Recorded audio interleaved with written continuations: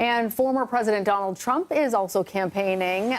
He's over in the Midwest today. He's looking to pick up voters in two highly coveted battleground states. His first stop will be this afternoon in Potterville, Michigan, before hosting a town hall in La Crosse, Wisconsin, later this evening.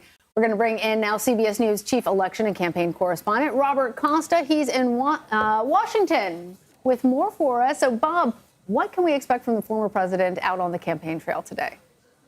It's good to be with both of you. Former President Trump has told me in recent weeks that he is really putting a focus on the industrial Midwest, just like in 2016, when that region of the country powered his victory and enabled him to become president of the United States. He believes that once again, a coalition in those states that includes some former Democrats, independents, and of course Republicans will be able to help him lift above Vice President Harris in the Electoral College. At the same time, because he has some strength with some members of labor unions there, with some working voters, you see the Harris campaign looking to Georgia, looking to Arizona and other parts of the country, but they, of course, are also playing in the Midwest. And this is a place where Trump believes the issue of trade in particular, which has been part of his bailiwick of political issues for a long time, is really going to resonate with voters. That's why he keeps going back there again and again.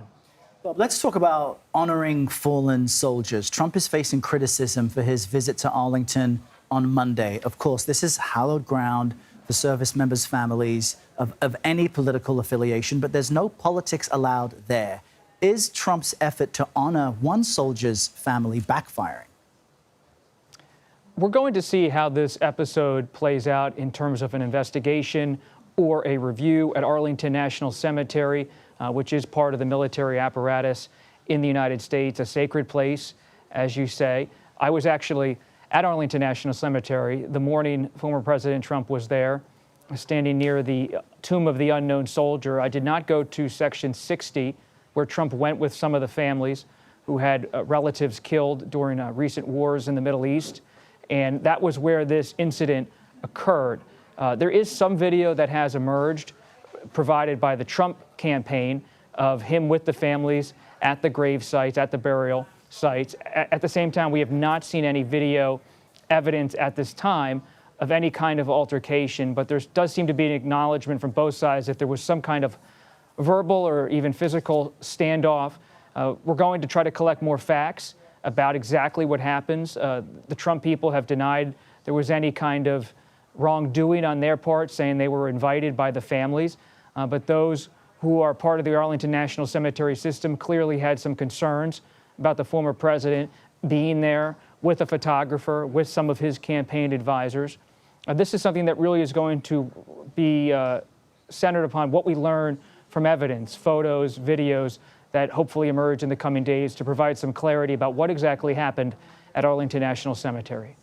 Bob, we know that Trump has been ramping up his attacks on Harris. That's to be expected at some level, but he was actually posting some crude remarks about the former prosecutor's political career on his social media platform. How is that being received by voters? Is the Trump campaign concerned that these sorts of attacks might be accompanied by some blowback? The Trump campaign is certainly not concerned.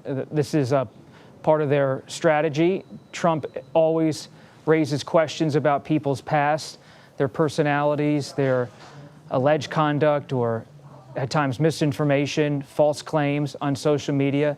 This has been part of how he has operated politically for a long time.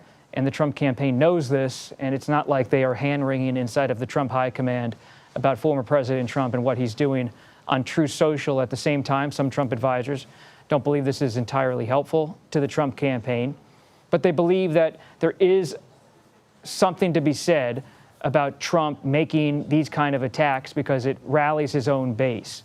But this is part of politics today, and there are Republicans and Democrats who look at these kind of attacks and say it's entirely unnecessary and wrong to wade into this kind of territory. Former President Trump, however, finds no concern, based on my reporting, about what he's doing. He actually is choosing to do this, and it is part of his campaign. All right, Robert Costa, thank you. Thank you.